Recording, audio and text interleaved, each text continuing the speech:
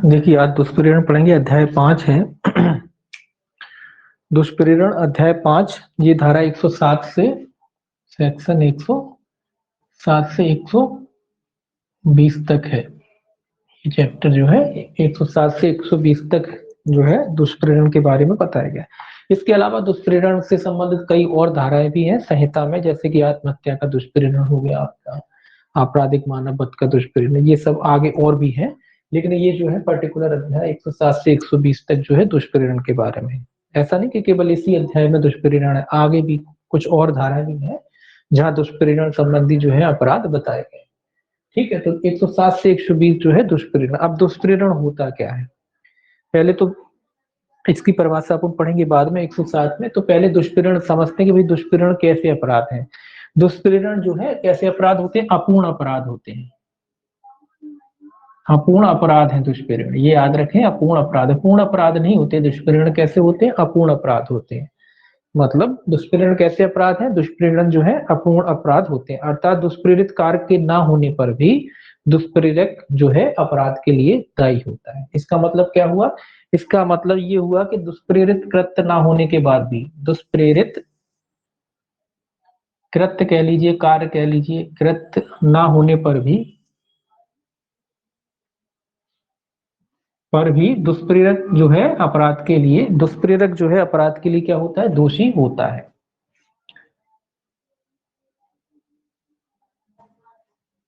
दोषी होता है। तो ये याद रखेंगे कि दुष्प्रेरण कैसा अपराध है, अपूर्ण अपराध है। पूर्ण अपराध नहीं होता दुष्प्रेरण। इसका अर्थ ये है कि अगर किसी व्यक्ति ने किसी कार्य का दुष्प्रेरण किया है, अगर वो विधि के अनुसार वो अपराध दंडनीय है जिसका उसने दुष्प्रेरण किया है, तो भले ही वो अपराध ना किया जाए तो भी दुष्प्रेरक जो है उस अपराध के लिए दोषी होता है। जिस अपराध का उसने दुष्प्रेरण किया है, अगर वो अपराध ना भी किया जाए तो भी दुष्प्रेरक जो है अपने जो कृत्य के लिए, जो उसने दुष्प्रेरण किया है उसके लिए वो दोषी होता है। तो दुष्प्रेरण कैसा अपराध है, अपूर्ण अपराध है। ठीक है, देखिए इसमें कुछ धारा जो है आपको, पूरी तो धारा 120 तक नहीं याद रखनी, लेकिन कुछ इंपॉर्टेंट धाराएं जो आपको याद रखनी। धारा 107 जो है इसमें आपको याद रखनी है, धारा 107 याद रखनी है, 108 याद रखनी है, 108 ए याद रखनी है आपको। ये दो तीन धाराएं कुछ जो है आपको याद रखनी है। तो ये याद रखना। पहले तो देखिए जैसे जैसे पढ़ते जाएंगे वैसे वैसे बताते जाएंगे। तो देखिए पहले 107 कहता है किसी बात का दुष्प्रेरण, दुष्प्रेरण जो है कैसे किया जाएगा, किसी बात का जो है दुष्प्रेरण कैसे किया जा सकता है। तो दुष्प्रेरण करने के जो है तीन तरीके बताए गए, तीन प्रकार से जो है दुष्प्रेरण किया जा सकता है। तीन प्रकार कौन कौन से हैं, सबसे पहले तो कि उस बात, पहला जो तरीका है वो कहता है किसी व्यक्ति को उकसाकर, आप उसको उकसाकर, उकसाने द्वारा, उकसाने, ये चीजें आपको याद रखना है, सिंपली याद रखना है। होगा तो दुष्प्रेरण तीन तरीके से होता है। पहला जो है कहता है उकसाने के द्वारा, किसी व्यक्ति को आप जो है दुष्प्रेरण करा सकते हैं। ठीक है, दूसरा कहता है षड्यंत्र द्वारा, फिर अपन इनको देखेंगे। दूसरा कहता है षड्यंत्र द्वारा, यानी कि षड्यंत्र रचकर, प्रपंचना रच करके आप किसी व्यक्ति को से क्या कर सकते हैं, दुष्प्रेरण कर सकते हैं। तीसरा कहता है उसकी सहायता करके, सासे सहायता, जानबूझकर, सासे का मतलब है जानबूझकर, सासे सहायता द्वारा। तो ये याद रखेंगे आपके, दुष्प्रेरण जो है तीन प्रकार से होता है, ये क्वेश्चन आता है। ठीक है, तो याद रखना है दुष्प्रेरण तीन प्रकार से होता है। नेगेटिव भी क्वेश्चन आ सकता है, ये प्रकार नहीं है या दुष्प्रेरण नहीं किया जा सकता। तो दुष्प्रेरण किया जा सकता है तीन प्रकार से, उकसाने द्वारा, षड्यंत्र से, सहायता द्वारा। ये तीन चीजें आपको इसमें याद रखना है। देखिए अब अपन पढ़ते हैं पहला। पहला कहता है कि उस बात को करने के लिए किसी व्यक्ति को उकसाता है, अथवा जो अपन ने लिखा है, उकसाने का अर्थ होता है किसी की भावनाओं को भड़काना, उसको कहना कि नहीं। अपन कई बार देखा है ना, लड़ाई हुई, अरे तुम पिट गए, तुम ऐसा नहीं कर सकते, तुम, वो होता है दुख, उकसाना, किसी की भावना को भड़का के वो कार्य करा लेना। तो इस तरीके से आप उसको उकसावा देते हो कि आप करो, है ना। तो उकसाने द्वारा किया जा सकता है। दूसरा कहता है उस बात को करने के लिए किसी षड्यंत्र में एक या अधिक अन्य व्यक्ति या व्यक्तियों के साथ सम्मिलित होता है, यदि उस षड्यंत्र के अनुसरण में और उस बात को करने के उद्देश्य से कोई कार्य या अवैध लोभ घटित हो जाए। तो ये कह रहा है षड्यंत्र, मतलब षड्यंत्र के लिए तो आप जानते ही कि जब षड्यंत्र होता है तब कम से कम दो या दो से अधिक व्यक्ति होंगे, तभी, एक अकेला व्यक्ति तो षड्यंत्र रच नहीं सकता।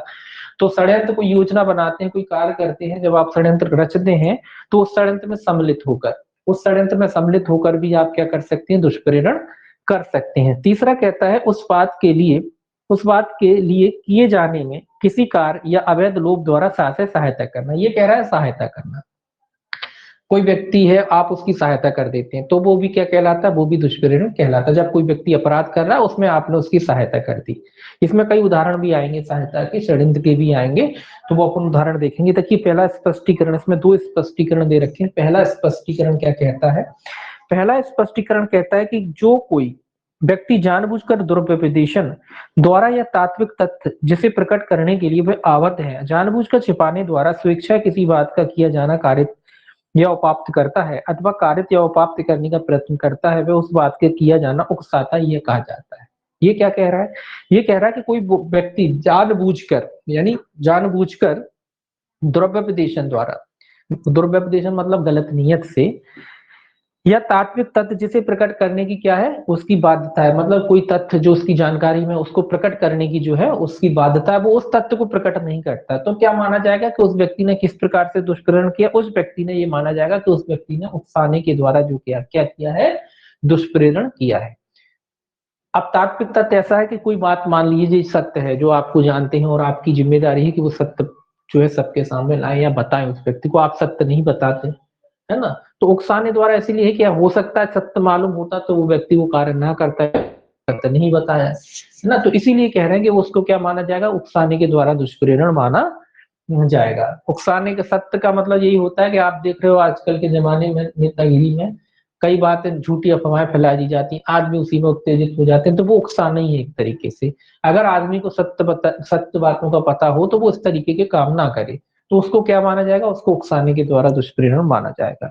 उदाहरण भी दे रखा है, इसमें लिखा कहा एक लोक ऑफिसर न्यायालय के वारंट द्वारा या को पकड़वाने के लिए प्राधिकृत है, खा उस तथ्य को जानते हुए और यह भी जानते हुए कि गा या नहीं है, का को जानबूझकर यह व्यपदिष्ट करता है कि गा या है, तद द्वारा शासक का गा को पकड़ता है, यहाँ खा गा के पकड़े जाने पे उकसाने का दुष्प्रेरण करता है। ये वही उदाहरण है कि भाई एक न्यायालय का ऑफिसर था या कोई पुलिस वाला भी हो सकता है, वो ऑफिसर किसी व्यक्ति को पकड़ने जाता है, मान लो या वो जो या को पकड़ने जाता है, मान ली कुछ भी कह लीजिए, या वाह कुछ भी, तो वो या को पकड़ने जाता है और वो या को जो है, जो का है उसको या समझ लेता है, का को क्या समझता है कि ये या है ना, और वो व्यक्ति जो दुष्प्रेरण कर रहा है वो जानता है, जो व्यक्ति दुष्प्रेरण कर रहा है वो ये जानता है कि जो का है वो या नहीं है, फिर भी उस लोक सेवक से कहता है कि भैया ये काज नाम का जो व्यक्ति यही या है, मतलब कह रहा है कि यही या है। उदाहरण के लिए सीधा सीधा कह लीजिए कि कोई राम नाम के व्यक्ति को पकड़ने जाता है और जो कोई मोहन नाम का व्यक्ति होता है, वो या मोहन जो है राम नहीं है, लेकिन जो व्यक्ति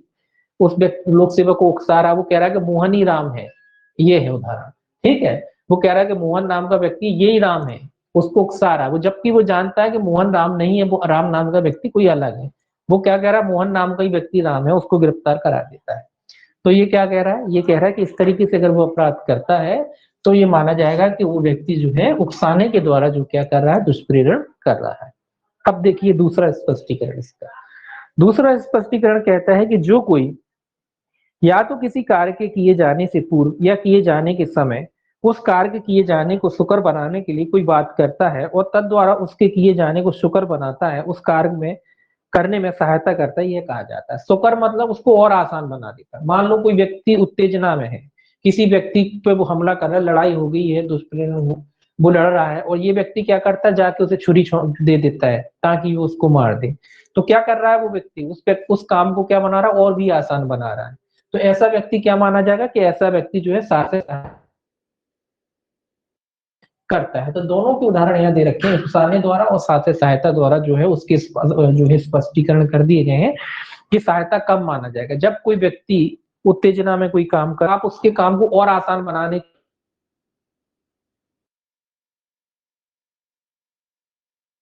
अपराध करते समय भी हो सकता है और अपराध करते पूर्व भी हो सकता है। देखिए पूर्व और किए जाने के समय, अब एक ध्यान रखना, अपराध करते समय पूर्व, छोटी छोटी बातें क्या होता है, परीक्षा में पूछ ले तो अपन गलती है।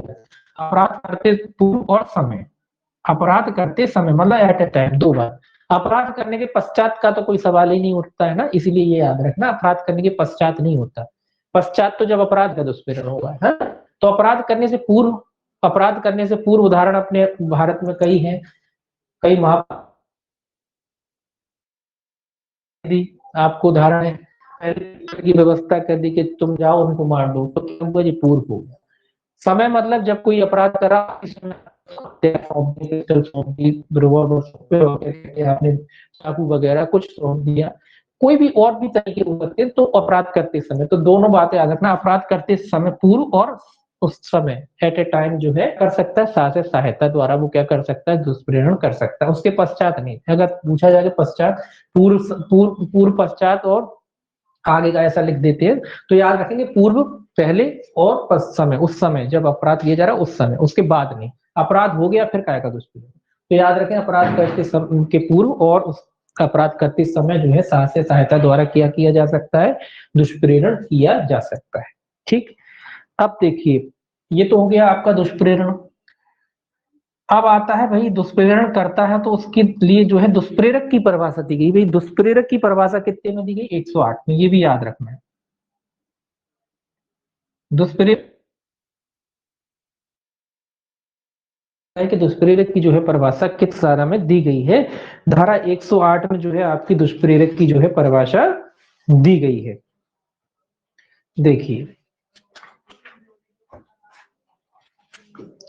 ये कहता है, कहां गया 108, ये कहता है वह व्यक्ति अपराध का दुष्प्रेरण करता है जो अपराध किए जाने का दुष्प्रेरण करता है या ऐसे कार्य के किए जाने का दुष्प्रेरण करता है जो अपराध होता है, यदि वह कार्य अपराध करने के लिए विधि अनुसार समर्थ व्यक्ति द्वारा उसी आशय या ज्ञान से जो दुष्प्रेरक का है किया जाता। तो ये कह रहा है दुष्प्रेरक कौन होता है, ये कह रहा है दुष्प्रेरक ऐसा व्यक्ति होता है जो किसी अपराध का, किसी ऐसे अपराध का, कौन से अपराध का, जो विधि द्वारा क्या है, विधि द्वारा अपराध है, ऐसे अपराध का जो कार्य विधि द्वारा क्या है, जिसको अपराध घोषित किया है, ऐसा कृत्य या ऐसा कार्य जो विधि द्वारा अपराध घोषित किया गया है, अगर कोई व्यक्ति उस कार्य को करने के लिए जो ऊपर जो अपने तरीके बताए, इन तीनों में से किसी भी तरीके से क्या करता है, उस व्यक्ति का दुष्प्रेरण करता है, तो क्या माना जाएगा कि ऐसा व्यक्ति उस अपराध का क्या करता है, दुष्प्रेरण करता है, यानी वो व्यक्ति क्या कहलाएगा, वो व्यक्ति दुष्प्रेरक कहलाएगा। कैसे अपराध होना चाहिए, विधि द्वारा दंड। अब नॉर्मली आप किसी हंसी मजाक में अपन करते हैं ना, नॉर्मली किसी को सारे हंसी मजाक चल रहा है तो वो कोई अपराध थोड़ी ना, तो उसमें तो उसको थोड़ी ना दुष्प्रेरण बोलेंगे। नॉर्मली घर में भी हंसी मजाक चलता रहता है या दोस्तों यारों में हंसी मजाक चलता रहता है, उसमें आप हंसी मजाक की बातों में जो अपराध नहीं होते आप उसमें भी उकसाते हो ना कभी कभी, तो वो थोड़ी ना दुष्प्रेरण। दुष्प्रेरण कब होता है, दुष्प्रेरण तब होता है जब विधि द्वारा दंडनीय किसी अपराध का आप दुष्प्रेरण करते, ऐसा कोई कृत्य, ऐसा कोई अपराध जो विधि द्वारा दंडनीय बनाया गया है, उस कार्य को करने के लिए कोई व्यक्ति, ये तीनों बताए गए जो तरीके हैं, उकसाकर, षड्यंत्र, सहायता द्वारा उस कार्य को करने के लिए अगर किसी व्यक्ति को उकसाता है, तो ऐसा व्यक्ति क्या कहलाता है, ऐसा व्यक्ति जो है दुष्प्रेरक कहलाता है। ठीक है, जो किसी अपराध को करने के लिए किसी व्यक्ति को उकसाता है, षड्यंत्र द्वारा हो सकता है, सहायता द्वारा हो सकता है, या उकसाने द्वारा हो सकता है। तो ऐसे कृत्य को जब व्यक्ति कोई करवाता है या करता है, तो ऐसा व्यक्ति क्या कहलाता है, दुष्प्रेरक कहलाता है। ठीक, अब देखिए स्पष्टीकरण एक, पहला स्पष्टीकरण, इसमें जो है आपके लगभग चार स्पष्टीकरण दे रखे हैं, चार स्पष्टीकरण इसमें जो दे रखे हैं। देखिए पहला स्पष्टीकरण देखिए, पहला स्पष्टीकरण कहता है किसी कार्य के अवैध लोप का दुष्प्रेरण किएगा, चाहे दुष्प्रेरक उस कार्य को करने के लिए स्वयं आबद्ध ना हो। ये क्या कह रहा है, अवैध लोप मतलब, अवैध लोप मतलब गलत जो कार्य आपको करना चाहिए था आपने, अवैध लोप। लोप की परिभाषा आप पहले ही पढ़ चुके हैं। लोप का मतलब क्या होता है, जो कार्य करने की आपकी जिम्मेदारी थी विधि द्वारा, जो कार्य आपको करने को दिया था, आपने किसी व्यक्ति को उकसाया और उस उकसाहट के अनुसरण में उसने वो कार्य नहीं किया, तो ये कह रहा है अवैध लोप। इसमें लिखा है ना पहला स्पष्टीकरण कि किसी कार्य के अवैध लोप का दुष्प्रेरण अपराध की कोटि में आ सकेगा, चाहे दुष्प्रेरक उस कार्य को कर, मतलब दुष्प्रेरक जरूरी नहीं कि वो उस कार्य को करने के लिए खुद बाध्य ना हो। लाइबिलिटी होती है, लाइबिलिटी होती है, आपकी जिम्मेदारी है कि वो कार्य आपको करना है। जो जिम्मेदारी नहीं दूसरे व्यक्ति पे, ए नाम के व्यक्ति पे, मान लीजिए ये बी नाम का व्यक्ति ये दुष्प्रेरक है, ये ए नाम के व्यक्ति की जिम्मेदारी है कि वो जो वैध कार्य था करना चाहिए था वो उसने नहीं किया, उसने उसका क्या कर दिया, लोप कर दिया। सौंपी गई थी उस जिम्मेदारी का पालन नहीं किया। क्यों नहीं किया? क्योंकि इसने इसको उकसाया। भले ही इसकी ये कह रहा है कि भले ही वो जो अवैध लोप हुआ है उसको करने का इसकी कोई जिम्मेदारी ना हो, दूसरे को ना करने दिया इसने, उकसाहट करके, तो माना जाएगा कि ये भी क्या है, ये भी जो है दुष्प्रेरण किया। इसने भी क्या किया, इस दुष्प्रेरक ने क्या किया, उसका दुष्प्रेरण किया है। भले ही किसी व्यक्ति को, जो व्यक्ति कार्य करने के लिए बाध्य है, उसको भले ही दुष्प्रेरक कोई और व्यक्ति जिसको वो दुष्प्रेरित कर रहा बाध्य था, और उसके अनुसरण में, उसके बहकावे में वो व्यक्ति वो जो काम करना चाहिए था नहीं करता है, तो इसको माना जाए क्या किया, दुष्प्रेरण किया है। दूसरा स्पष्टीकरण कहता है दुष्प्रेरण का अपराध घटित होने के लिए यह आवश्यक नहीं है कि दुष्प्रेरित कार्य किया जाए या अपराध घटित करने के लिए अपेक्षित प्रभाव कारित हो। तो ये तो पहले ही अपन ने स्पष्ट कर दिया। दूसरा स्पष्टीकरण कहता है कि दुष्प्रेरण के लिए आवश्यक नहीं है कि दुष्प्रेरित कार्य किया जाए या कोई प्रभाव उसका घटित हो। तो ये इंपॉर्टेंट चीज है, याद रखेंगे कि दुष्प्रेरण के लिए ये आवश्यक नहीं होता है कि जिस कार्य का आपने दुष्प्रेरण किया सामने वाला वो व्यक्ति वो कार्य करे। मतलब केवल आपने उसकी मंत्रणा की, दुष्प्रेरण किया, आपका अपराध क्या हो गया, पूर्ण हो गया।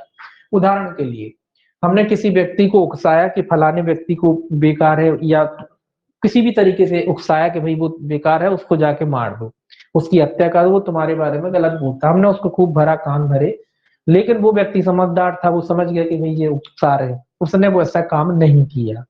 आपने तो कहा कि उसकी हत्या कर दो, लेकिन उसने नहीं किया। तो अब बात आती, क्या दुष्प्रेरक दायी है ऐसे मामले में? ऐसे मामले में दुष्प्रेरक दायी है। ठीक है, भले ही वो कार्य ना किया गया, उसने नहीं किया, आपने उसे उकसाया, उसने नहीं किया वो कार्य, लेकिन दुष्प्रेरक क्या होगा, दुष्प्रेरक दंड से दंडनीय होगा। तो याद रखें, दुष्प्रेरण के लिए जो है जरूरी नहीं कि वो कृत्य किया जाए या उसका कोई परिणाम निकले। आप दुष्प्रेरक उसी समय जो है दोषी हो जाता है जैसे ही वो उसका दुष्प्रेरण करता है। ठीक है, भले ही वो कार्य किया जाता है या नहीं किया जाता, उससे मतलब नहीं होता है। दुष्प्रेरण किसी व्यक्ति को उकसाया, उसी समय उसका कृत्य पूरा हो जाता है। ठीक है, तो याद रखेंगे उसके लिए जरूरी नहीं कि वो कार्य किया जाए। उदाहरण भी दे रखे हैं, दृष्टांत भी दे रखे हैं, दो दृष्टांत दे रखे हैं। पहला दृष्टांत कहता है, गा की हत्या करने के लिए खा को का उकसाता है, खा वैसा करने से इनकार कर देता है, का ने हत्या का दुष्प्रेरण के। ये उदाहरण आता है, मैंने अभी जो उदाहरण बताया वही है। ये कह रहा है कि हत्या, किसी की हत्या करने के लिए जो है एक व्यक्ति दूसरे व्यक्ति को जो है उकसाता है, और वो दूसरा व्यक्ति उस अपराध को करने से क्या कर देता है, मना कर देता है, तो अभी दुष्प्रेरक जो है इस धारा के अधीन क्या होगा, दोषी होगा। ये याद रखना उदाहरण। दूसरा छोटा सा उदाहरण और है, घा की हत्या करने के लिए खा को का उकसाता है, खा ऐसी उकसाहट के अनुसरण में घा को विद करता है, घा का घाव अच्छा हो जाता है, का। ये क्या कह रहा है, ये कह रहा है कि किसी, इसमें भी वही उदाहरण है, बस थोड़ा सा उसको थोड़ा सा और बढ़ा दिया।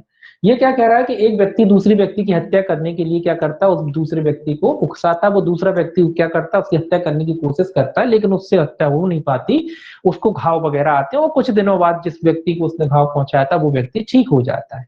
तो अभी जिस व्यक्ति ने, क्योंकि हमारी बात तो वहीं खत्म हो जाती है ना कि दुष्प्रेरणा किया बस, अब ये चूंकि फंसाने,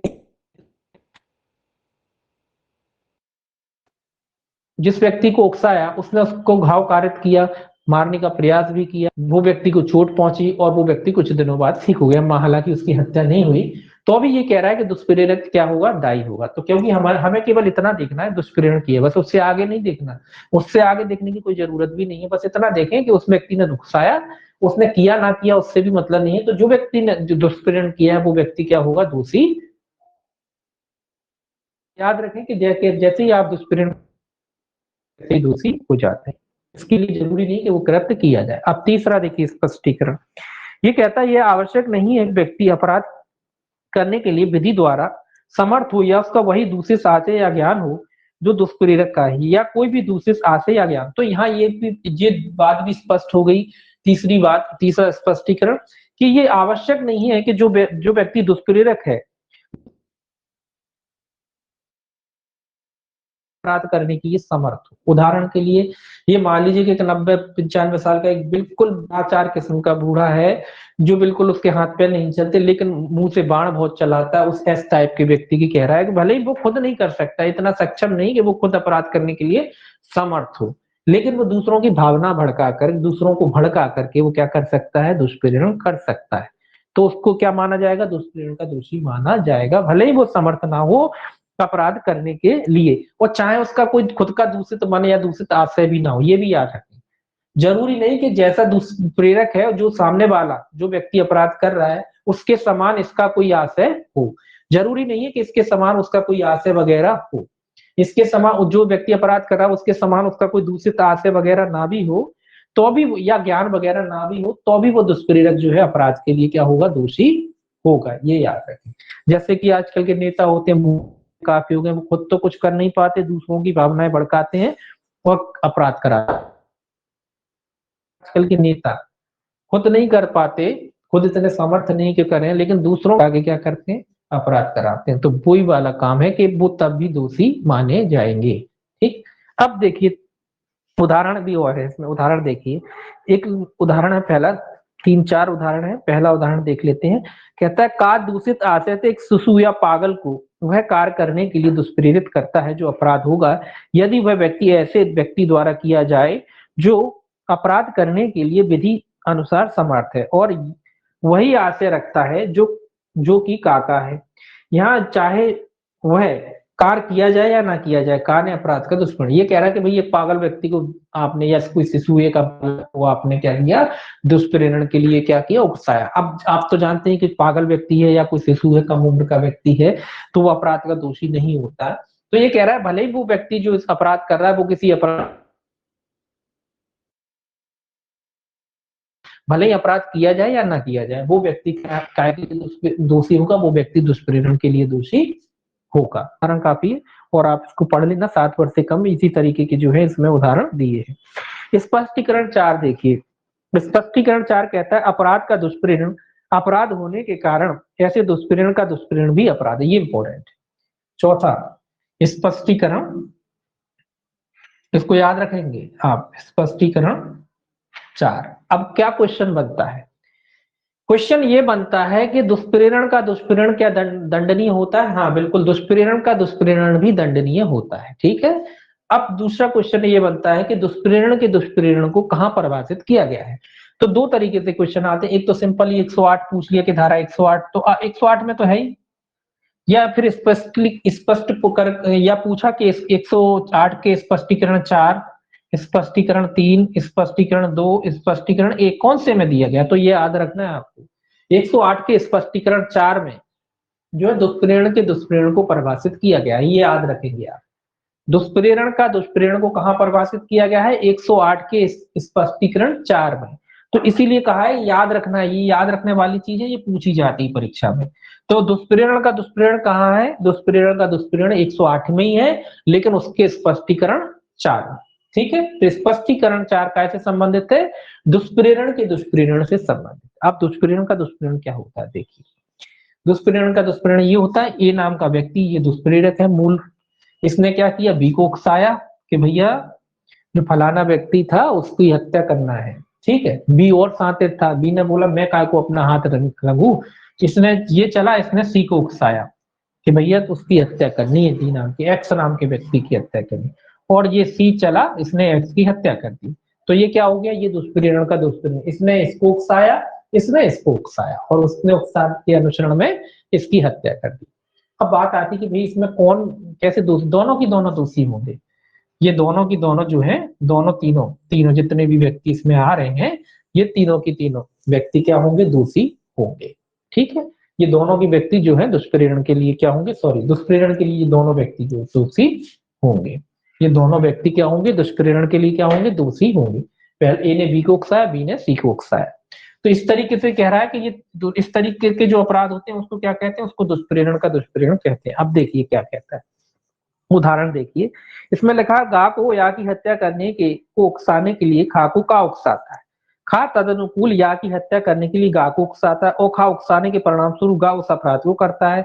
खा अपराध करने के लिए हत्या के दंड से दंडनीय है, और खा उस अपराध को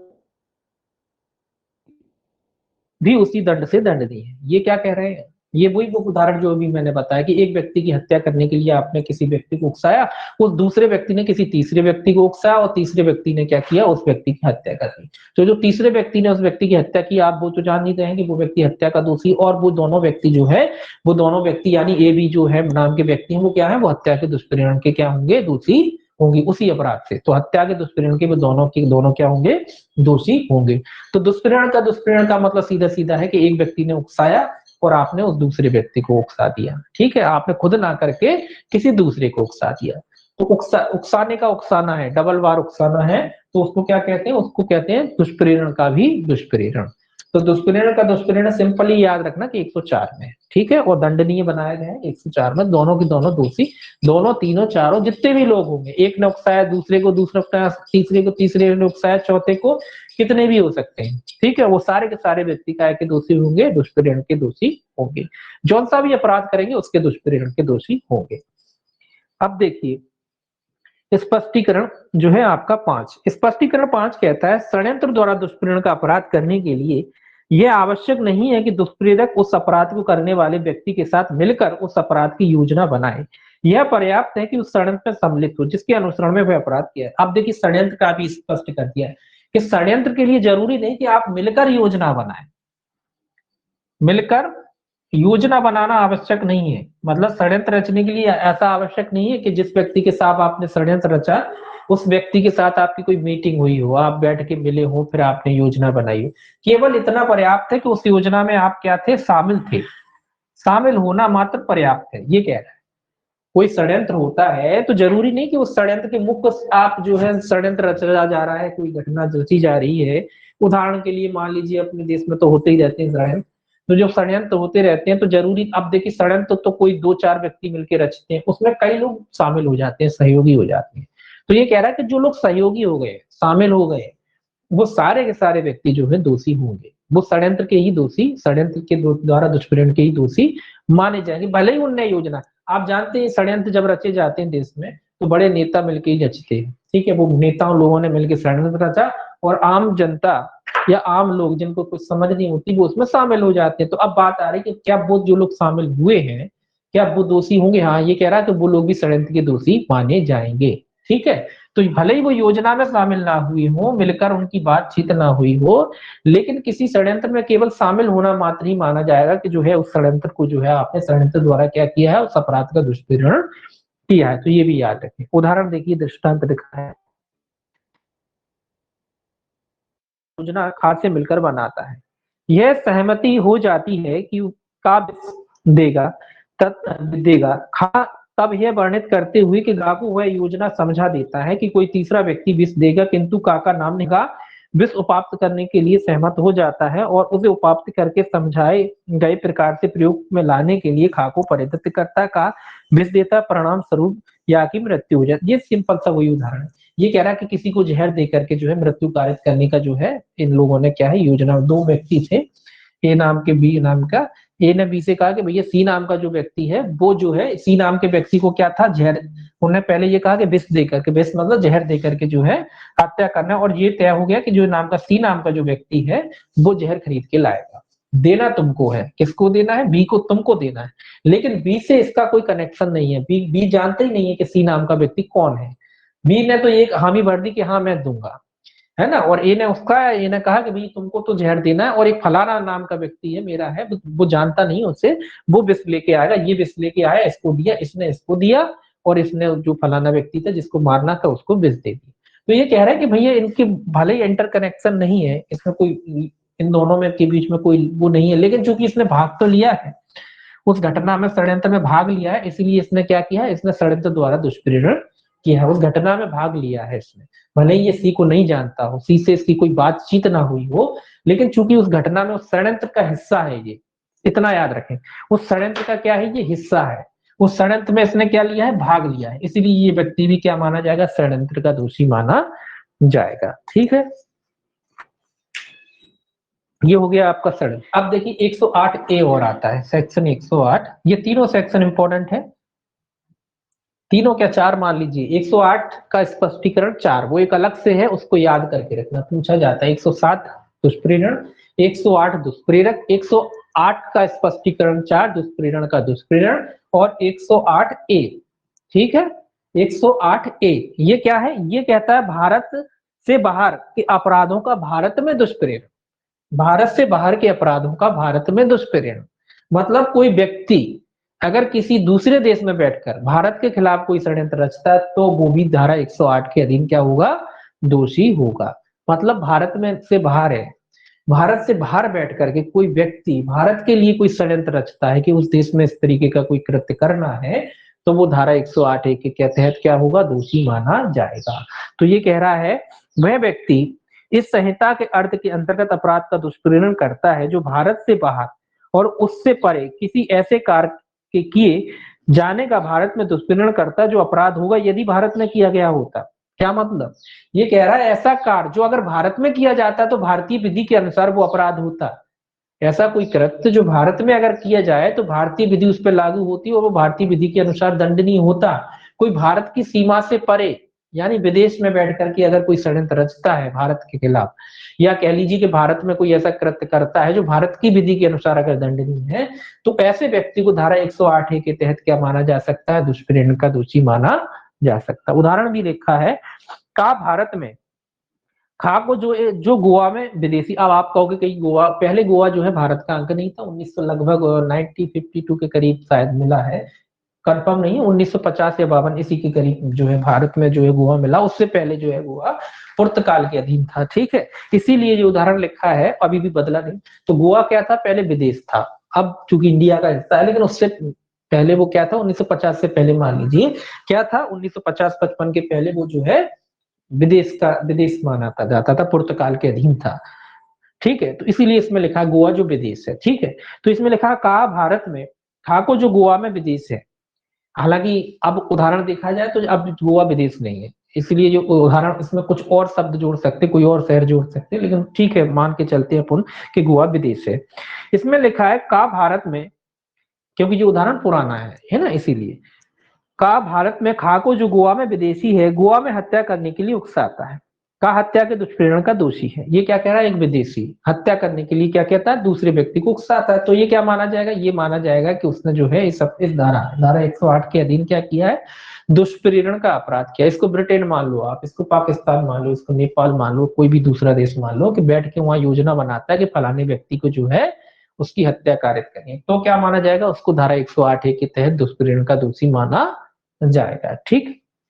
अब देखिए ये हो गया आपका दुष्प्रेरक। अब देखिए आगे सिंपल से चलेंगे। अब बात आती है कि अब धारा यहां तक याद रखना है, उसके बाद आपको ये भी याद रखना है कि भाई दुष्प्रेरण का जो दंड है 109 से 117 तक, 109 से लेके 117 तक ये क्या है, ये दंड है। ये कैसे संबंधित धारा है, जो दुष्प्रेरण के दंडों से संबंधित धारा है, ठीक है। तो इस तरीके से याद रखेंगे तो याद रहेगा। तो ये 3-4 धारा तो इंपॉर्टेंट है, ये याद रखना है। फिर ये दंड की धारा है, तो 109 से 117 तक जो है दुष्प्रेरण के जो है दंडों से संबंधित धारा है, इसमें दंड दिए गए हैं दुष्प्रेरण के, ठीक है। इनको देख लेते हैं।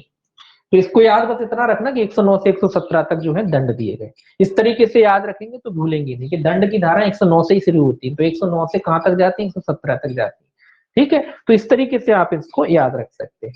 अब देखिए 109 कहता है दुष्प्रेरण का दंड यदि दुष्प्रेरित कार्य उसके परिणाम स्वरूप किया जाए जहां की उसके दंड के लिए कोई अभिव्यक्त उपबंध नहीं है।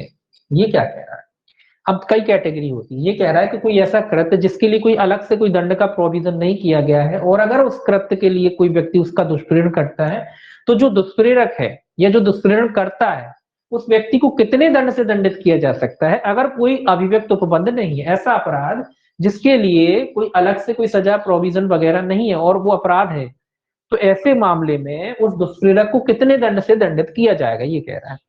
इसमें लिखा है दुष्प्रेरण का दंड यदि दुष्प्रेरित कार्य उसके परिणाम स्वरूप किया जाए और जहां की उसके दंड के लिए कोई अभिव्यक्त उपबंध नहीं है, मतलब कोई स्पष्ट उपबंध नहीं किया गया है संहिता में, और उसी कृत्य का किसी व्यक्ति ने अगर दुष्प्रेरण किया है तो उस व्यक्ति को कितने दंड से जो है दंडित किया जा सकता है। देखिए ये कह रहा है जो कोई किसी अपराध का दुष्प्रेरण करता है यदि दुष्प्रेरित कार्य दुष्प्रेरण के परिणाम स्वरूप किया जाता है और ऐसे दुष्प्रेरण के दंड के लिए इस संहिता द्वारा कोई अभिव्यक्त उपबंध नहीं है किया गया है, तो वह उस दंड से दंडित किया जाएगा जो उस अपराध के लिए उपबंधित है। क्या मतलब है, उस अपराध के लिए उपबंधित है, मतलब जितनी सजा उस अपराध की थी उतनी ही सजा से उसे दंडित किया जाएगा। मतलब क्या हुआ इसका मतलब ये कह रहा है कि मान लो अलग से किसी दुष्प्रेरण के लिए दंड का प्रोविजन नहीं किया गया है, जो दुष्प्रेरण का अपराध है, अगर इस संहिता में दुष्प्रेरण के उस अपराध के लिए जिस अपराध का उसने दुष्प्रेरण किया है, या कह लीजिए जिसका उसने दुष्प्रेरण किया है, उस दुष्प्रेरण के लिए कोई अलग से सजा का प्रोविजन जो है इस संहिता में नहीं किया गया है।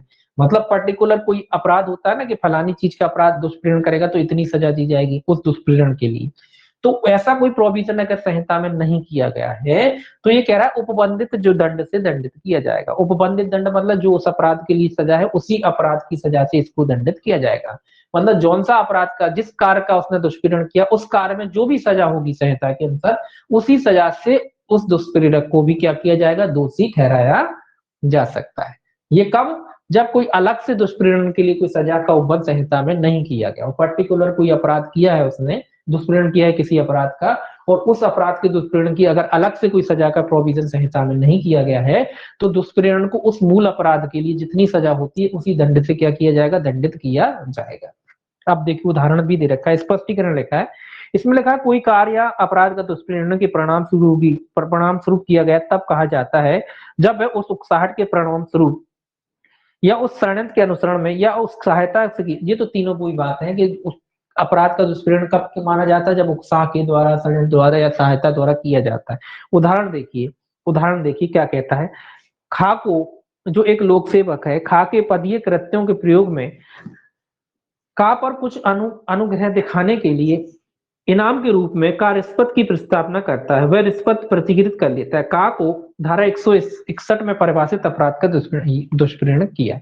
ये कह रहा है कि आपने किसी व्यक्ति को जो है रिश्वत की बात कह रहा है कि एक लोक सेवक था, उसमें लोक सेवक जो है खा के पदी कृत्यों में का पर कुछ अनुग्रह दिखाने के लिए इनाम के रूप में, मतलब लोक सेवक को उकसा रहा है रिश्वत देने के लिए, लोक सेवक को दुष्प्रेरित कर रहा है कि भैया आप रिश्वत ले लो आपको इनाम मिलेगा जी काम करो, और लोक सेवक को क्या दे दिया, इसने रिश्वत दे दिया। ठीक है, अब चूंकि लोक सेवक को रिश्वत देने के दुष्प्रेरण के लिए कोई अलग से सजा का प्रोविजन तो संहिता में है ही नहीं, तो ये कह रहा है तो उस व्यक्ति को जो है किस दंड से दंडित किया जाएगा, जिसने लोक सेवक को रिश्वत दी, लोक सेवक को रिश्वत देने का दुष्प्रेरण किया, अभी दी नहीं है, उससे दुष्प्रेरण कर रहा है कि आप ऐसा काम करो जो है आपको वो जो है फलाने इनाम के रूप में इतने रुपए मिलेंगे, है ना।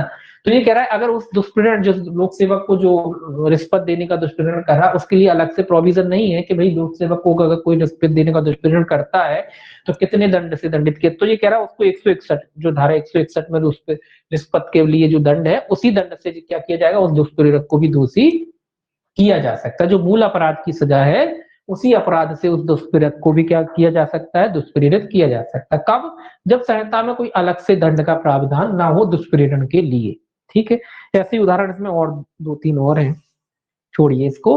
अब देखिए 110 सेक्शन 110 देखिए, चलिए यहाँ देख लीजिए 110, ये सब पनिशमेंट के अलग अलग तरीके के। ठीक है, तो पहला तो आप समझ गए कि कोई अलग दुष्प्रेरण के लिए कोई अलग से सजा अगर नहीं है संहिता में तो जो मूल अपराध की सजा होती है, इतना याद रखेंगे, जो मूल अपराध की सजा होती है उसी सजा से जो है दुष्प्रेरक को दोषी ठहराया जा सकता है। ठीक, अब देखिए दूसरा 110 दुष्प्रेरण का दंड यदि दुष्प्रेरित व्यक्ति दुष्प्रेरक के आशय से भिन्न आशय से कार्य करता है।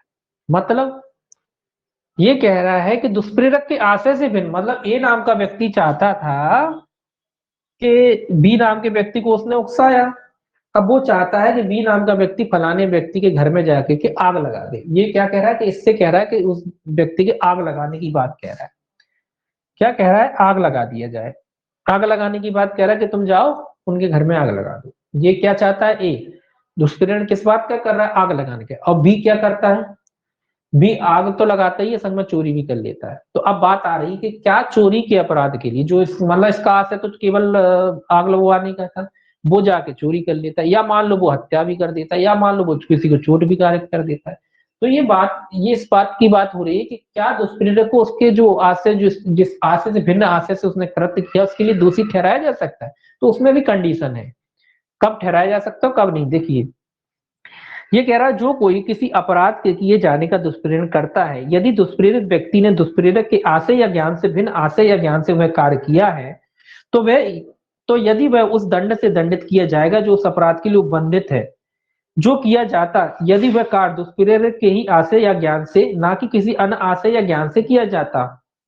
ये क्या कह रहा है कि अगर आपने किसी व्यक्ति को उकसाया है, इसमें भी आगे आएगा और दूसरी धाराओं में। अभी इस धारा में ये क्या कह रहा है, अगर आपने किसी व्यक्ति को उकसाया और उसने आपके आशय से भिन्न आशय से कोई कार्य किया, तो उसको ऐसे ही बरता जाएगा जैसे कि आपने उसको चोरी करने के लिए भी कहा था। तो ये कह रहा है उसके लिए भी इसको दोषी माना जाएगा। लेकिन ये अभी आगे और क्लियर होगा। अभी इस धारा में तो ये कह रहा है कि अगर कोई व्यक्ति दुष्प्रेरण करता है और दुष्प्रेरण के परिणाम स्वरूप वो व्यक्ति उसके आशय या ज्ञान के से भी भिन्न किसी अन्य कृत्य को कर देता है, तो दुष्प्रेरक भी उस कृत्य के लिए दोषी होगा। संपल से धारा ये कह रही कि अभी दोषी होगा। ठीक है, अब इसको आगे जो धाराएं आएंगी उसमें और क्लियर होगा। अभी तो ये कह रहा है कि जो है दोषी होगा, मतलब आपने किसी से कहा कि भैया जाओ और उसका जो है इस तरीके के उदाहरण के लिए मान लीजिए आपने कहा किसी के हाथ पैर तोड़ने की बात कही और उस व्यक्ति ने उसको मारपीट की और उस व्यक्ति की हत्या हो गई, उसने हत्या कर दी। तो बात आ रही कि भाई जो दुष्प्रेरक है क्या उस हत्या के लिए दोषी होगा? दुष्प्रेरक हत्या के लिए दोषी होगा। दुष्प्रेरक ऐसे ही दोषी होगा जैसे कि इसने इसकी हत्या करने के लिए कहा हो। अब कब कौन सी कंडीशन है वो आगे जो सेक्शन आएंगे उनमें क्लियर हो जाएगी, क्योंकि जो प्रेरक का उसका परिणाम होगा तभी होगा, है ना। तो यहाँ उसका अगर जो कृत्य जिस कार्य को वो कह रहा है उसका परिणाम से भिन्न ही परिणाम होता है तो दोषी नहीं होता है। अगर उदाहरण के लिए हमने किसी से कहा कि तुम उसको जाके जो है उसकी हाथ पैर तोड़, अब तो ये बात तो स्वाभाविक सी बात है कि कोई व्यक्ति अगर किसी की मारपीट करेगा बहुत बुरी तरीके से तो हो सकता है कि उसकी जान भी चली जाए, क्योंकि इसका परिणाम हो सकता है कि उसकी जान चली जाए। तो ऐसे में दुष्प्रेरक क्या होगा, जो कार्य का उसने दुष्प्रेरण नहीं किया उस कार्य के लिए भी जो है दुष्प्रेरक क्या होगा, दोषी होगा। तो ये परिणाम को देखकर तय किया जाएगा कि जिस कार्य का उसने दुष्प्रेरण किया है उसका परिणाम क्या ये निकल सकता था। अगर वो परिणाम निकल सकता था किसी भी परिस्थिति में तो दुष्प्रेरक जो कृत्य के लिए उसने दुष्प्रेरण किया भले ही उससे भिन्न कोई परिणाम निकलता है तो उसके लिए दुष्प्रेरक दोषी होता है। लेकिन अगर जो काम उसने किया उससे कोई भिन्न ही परिणाम निकल, कोई अलग ही चीज है, बिल्कुल कोई लेन देन ही नहीं है, तो फिर दुष्प्रेरक दोषी नहीं होता है। वो नीचे अपन पढ़ेंगे। अब देखिए क्या कहता है 111। 111 कहता है दुष्प्रेरक का दायित्व का दुष्प्रेरण किया जाता है और उससे भिन्न कार्य किया जाता है। ये दायित्व जो अभी मैं कह रहा था दायित्व की बात है। तो कह दिया कि परिणाम के लिए भी दुष्प्रेरक दोषी हुए। 110 तो ये कह रहा है आपने जो किसी व्यक्ति को दुष्प्रेरित किया, आपके आशय और ज्ञान से भिन्न कोई कृत्य उसने कर दिया तो उसके लिए आप दोषी हैं, सामान्यतः तो आप दोषी हैं। अब देखिए ये कह रहा है, अब ये 111 इसका और क्लियरिफिकेशन करता है कि भाई कब तक आपका दायित्व कहां तक है।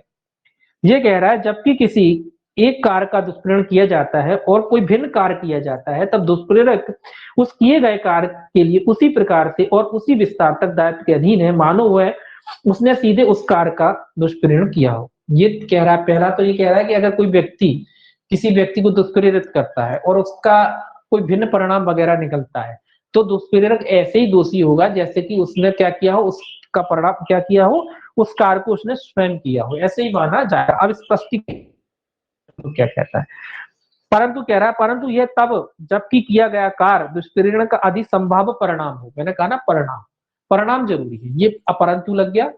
सामान्यतः तो दुष्प्रेरण ने कोई दुष्प्रेरण किया है, किसी कृत्य का दुष्प्रेरण किया है, उससे भिन्न आशय से अगर उसके ज्ञान से कोई व्यक्ति कार्य कर देता है तो दोषी है। लेकिन ये कोई परंतु देखिए, परंतु कहता है परंतु ये तब जबकि किया गया कार्य दुष्प्रेरण का अधिक संभाव्य परिणाम था और उस उकसाहट के असर में के अधीन या सहायता से या षड्यंत्र के अनुसरण में किया गया था जिससे वह दुष्प्रेरण गठित होता है। ये कह रहा है अधिक संभाव्य परिणाम होना चाहिए तब दुष्प्रेरण दोषी होगा। ये अधिक संभाव्य परिणाम मतलब जो कार्य किया है भले ही उसका आशय दूसरा था लेकिन उसका परिणाम हो सकता है। उदाहरण के लिए मान लो हमने कहा कि उसके हाथ पैर तोड़ दो, मतलब उससे घोर उपति कारित करो, है ना। हमने कहा कि भैया उसके हाथ पैर तोड़ना है। अब किसी व्यक्ति ने, अब कोई जो व्यक्ति को उकसाया है वो हाथ पैर तोड़ने गया, मारने गया, वो जोश में आ गया, जोश में आके उसकी हत्या कर दी। ठीक है, तो जब अगर वो जोश में आकर उसकी हत्या कर देता है तो ये क्या कह रहा है कि वो व्यक्ति जो है दोषी होगा। मतलब जो अगर वो व्यक्ति जो है जिसने, क्योंकि उसका परिणाम है, आप जानते हो कि जब किसी की व्यक्ति की हाथ पैर तोड़े जा रहे हैं, उसकी पिटाई वगैरह की जा रही, तो हो सकता है कि उत्तेजना में आकर वो व्यक्ति क्या करे, उस व्यक्ति की मृत्यु कारित कर दे या ज्यादा चोट लग जाए तो मर भी सकता है। तो ये कहेगा दुष्प्रेरक जो, क्योंकि परिणाम है, उसका परिणाम निकल सकता है। कुछ चीजें ऐसी होती हैं जो परिणाम से भिन्न होती हैं। आपने कहा कि भैया यहाँ उसके घर में आग लगाओ, जो चोरी कर रहा है, तो भैया आग लगाना और चोरी करना दोनों अलग अलग चीजें हैं। वहां दुष्प्रेरक चोरी के लिए दोषी नहीं होगा, आग लगाने के लिए दोषी हो सकता है, लेकिन चोरी के लिए दोषी नहीं, चोरी के दुष्प्रेरण के लिए दोषी नहीं होगा। क्यों नहीं होगा? क्योंकि आग लगाने का परिणाम चोरी नहीं निकल सकता किसी हालत। आग लगाने का परिणाम किसी व्यक्ति की मृत्यु तो निकल सकता है कि आपने घर में आग लगाई, घर में कोई व्यक्ति था, उसकी मृत्यु हो गई, वो जल गया, मर गया, तो हो सकता है कि आप घर में आग लगवाएं, हो सकता है उससे कोई व्यक्ति की मृत्यु हो जाए, तो उसका परिणाम ये तो निकल सकता है कि कोई व्यक्ति जल के मर जाए, तो आप हो सकता है हत्या के दुष्प्रेरण के दोषी भी हो जाए। लेकिन चोरी एक अलग चीज हो जाती है कि आपने कहा कि घर में आग लगाओ और उसका वो चाला, वो चोरी भी, वो कहता चलो माल भी समेट ले, घर में आग तो लगा ही रहे हैं, तो माल समेटना, तो उसका परिणाम ये नहीं होता, तो वो चोरी के दुष्प्रेरण का दोषी नहीं होगा, आग लगाने के दुष्प्रेरण का दोषी हो सकता है। तो परिणाम देखना जरूरी होता है कि दुष्प्रेरक ने जो परिणाम कार्य किया उसका परिणाम निकल रहा है या नहीं। अगर उसका परिणाम निकल रहा है तो उस अपराध का दोषी होगा, अन्यथा नहीं होगा। ठीक है, कौन सा पढ़ रहे थे हम? 111। ठीक है, अब एक और देखिए,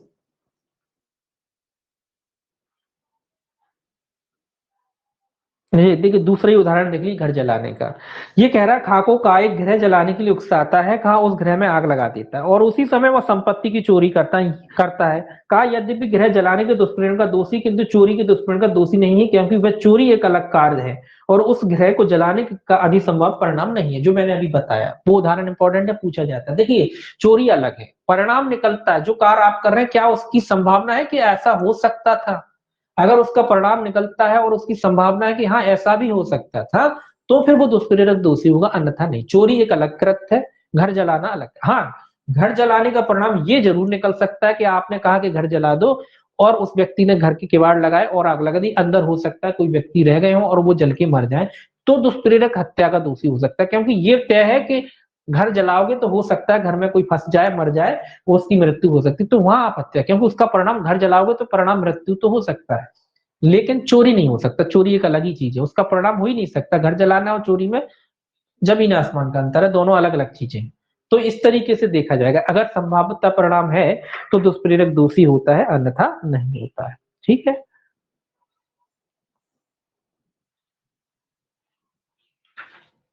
देखिए देखिए 100 जो है आपका 12 सेक्शन 112। देखिए आज आज कहीं जाना है, कल पढ़ेंगे हम 112 से जो है, कल देखेंगे 112 से, इसको कल खत्म कर ही लेंगे, 112 से कल देखेंगे। ठीक है, इनको अच्छे से पढ़ना है आपको। जिस पीछे जिन ये जो है, जो ये खास नहीं, यहाँ तक आपको इम्पोर्टेंट है, आपको यहाँ तक जो है ये 108 ये तक ये सेक्शन वाइज याद करके रखना है। क्वेश्चन लगभग इसी में से आ जाते हैं, ये थोड़े से जो है उदाहरण वाले हैं, तो जैसे कि अपने 111 जो पढ़ा चोरी और वाला ये बताया, ये थोड़े उदाहरण वाइज आपको याद रखने हैं, है ना, कब कितना। मोस्टली आपके जो दुष्प्रेरण के जो है यहाँ तक आपको इस अच्छे से याद करना, ये इंपॉर्टेंट है 108 तक। ठीक है, और ये जो अपन पढ़ रहे हैं, जो समझ रहे हैं, इसमें कुछ उदाहरण है, जैसे कि अभी मैंने चोरी का बताया, जो परिणाम वाली बात आई कि अगर दुष्प्रेरण करता है तो कब दोषी होगा, तो ये समझने वाली चीज है। इसको आपको समझना है कि अगर परिणाम निकलता है किसी चीज का तो दुष्प्रेरक दोषी होता है, अगर उसका परिणाम वो चीज नहीं है, दूसरी चीज है, तो फिर दुष्प्रेरक दोषी नहीं होता है। तो इसमें आपको उदाहरण इलस्ट्रेशन जो दिए हैं वो याद करके जो है, मतलब याद करके क्या 2-3 बार आपको पढ़ना है, ध्यान रखना है कि कब दुष्प्रेरक दोषी हो रहा है, वो कब दोषी नहीं हो रहा है, तो वो सारी चीजें आपको इसमें याद रखनी। ठीक है, बाकी अपन कल देखेंगे 112 से जो है, कल देखेंगे। चलिए।